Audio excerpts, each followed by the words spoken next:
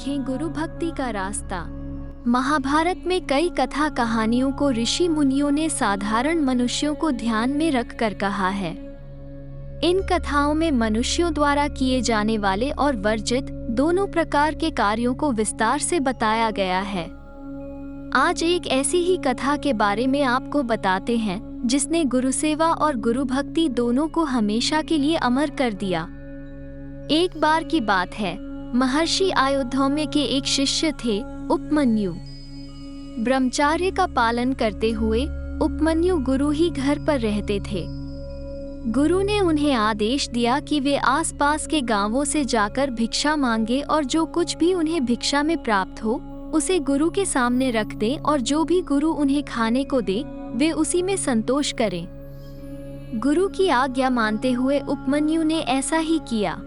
जो कुछ भी उन्हें भिक्षा में मिला उन्होंने गुरु के सामने रख दिया, पर गुरु ने वो सारा स्वयं ही रख लिया और उपमन्यु को कुछ भी नहीं मिला।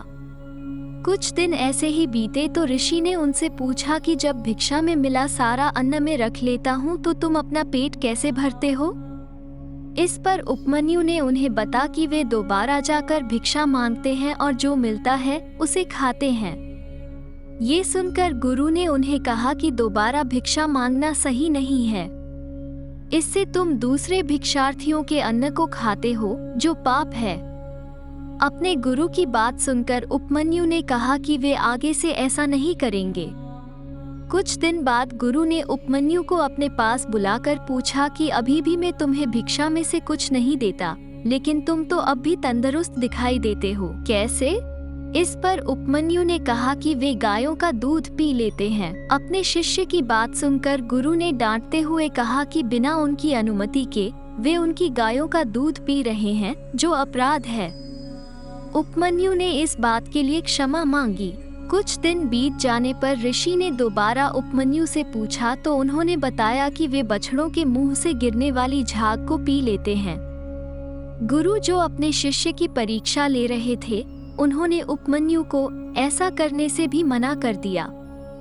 बिना किसी भोजन के उपमन्यु को दिन भर गायों के पीछे वन में भटकना पड़ता था।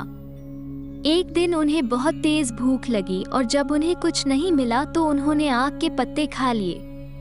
पत्ते जहरीले थे जिसके कारण उनकी आंखों की रोशनी चली गई और वे अंधे हो गए। उन्हें कुछ भी दिखाई नहीं दे रहा था और वे अचानक से एक सूखे कुएं में गिर गए। शाम जब अधिक हो गई और उपमन्यु को वापस आता नहीं देखा तो ऋषि को चिंता होने लगी। उन्हें लगा कहीं उनका शिष्य उनसे रूठकर कहीं चला तो नहीं गया। वे तुरंत उसकी खोज में वन की ओर चल पड़े। जब उन्होंने उपमन्यु को पुकारा तो उन्हें कुछ दूर से उपमन्यु की आवाज सुनाई दी। आवाज की दिशा में आगे बढ़ते हुए उन्होंने देखा कि उनका शिष्य तो एक कुएं में गिरा हुआ है। उपमन्यु ने उन्हें सारी आप बीती सुनाई, जिसके बाद ऋषि ने उनसे देवताओं के वैद्य अश्विनी कुमारों की स्तुति करने को कहा। गुरु भक्त की स्तुति सुनकर अश्विनी कुमार उसके सामने प्रकट हो गए और उन्होंने कुएं में पड़े हुए उपमन्यु को एक मीठा पुआ खाने को कहा। उपमन्यु ने बहुत विनम्रता से दोनों कुमारों से कहा कि वे बिना अपने गुरु को अर्पित किए हुए पुआ नहीं खा सकते। इस पर अश्विनी कुमारों ने उससे कहा कि उनके गुरु ने भी कुमारों की स्तुति की थी और बिना अपने गुरु को अर्पित किए हमारा पुआ खाया है, तो तुम भी ऐसा कर सकते हो।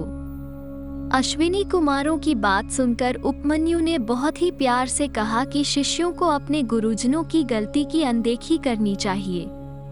इस पर अश्विनी कुमारों ने उनसे प्रसन्न होकर उपमन्यु के दांतों को सोने का हो जाने और उनकी दृष्टि भी पहले के जैसे होने का वरदान दिया। अश्विनी कुमारों ने उपमन्यु को कुएं से बाहर निकाला और फिर उनके गुरु ने भी उनकी गुरु भक्ति को देखकर उन्हें आशीर्वाद दिया कि सभी वेद और धर्मशास्त्र उन्हें खुद ही कंठस्थ हो जाएंगे। इस तरह गुरु भक्ति की जीत हुई और शिष्य को उसकी भक्ति का फल भी प्राप्त हुआ। ओम नमः शिवाय।